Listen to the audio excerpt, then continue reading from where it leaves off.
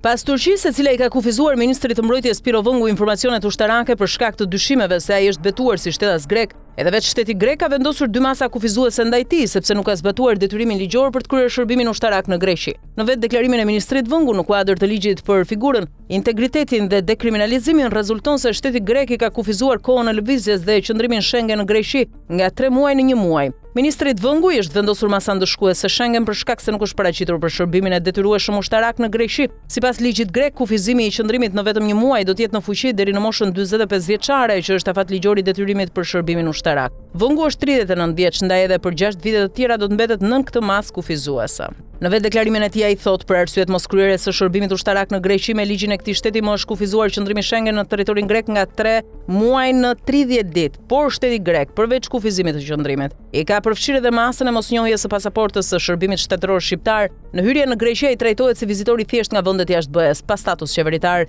Prej 12 vitesh ministri Vëngu nuk ka shkelur në territorin grek dhe nuk do të shkojë deri në moshën 45 vjeçare nga frika se do ta marrin ushtar me forcë sipas ligjeve greke. Për këtë arsye nuk ka marrë pjesë as gjatë 18 muajve të ushtrimit të detyrës si ministri i mbrojtjes, megjithse ka patur 4 ftesa zyrtare të detyrueshme në kuadër të bashkëpunimit ushtarak Shqipëri-Greqi dhe të aleancës së NATO-s. Thirrja e parë për të kryer shërbimin ushtarak në Greqi i ka ardhur në shtator 2015 kur ai ishte drejtor kabineti i ministrit jashtëm të Shqipërisë, por nuk u paraqit. Ish ministri e mbrojtjes Mimi Kodheli nuk kreu veprimet e kërkuara nga marrëveshja dypalçe për rastet kur shtetas me shtetësi të dyfisht thirren për shërbimin ushtarak në vendin tjetër. Pas këtij skandali, Edi Rama e emëroi Piro Vëngun drejtor të antikorrupsionit në kryeministri, më pas drejtor të autoritetit portual Durrës dhe në korrik 2024 e emëroi ministër të mbrojtjes. Me këtë emërim kryeministri Edi Rama ka prodhuar 2 skandale të rënda. Turqia i ka kufizuar Vëngut informacionet ushtarake sensitive me argumentin se ai është betuar si shtetas grek dhe nuk garanton sigurinë e informacionit. Greqia i ka kufizuar qëndrimin Schengen, nuk i njeh pasaportën e shërbimit shtetëror dhe nuk e trajton si ministër të një vendi aleat në NATO.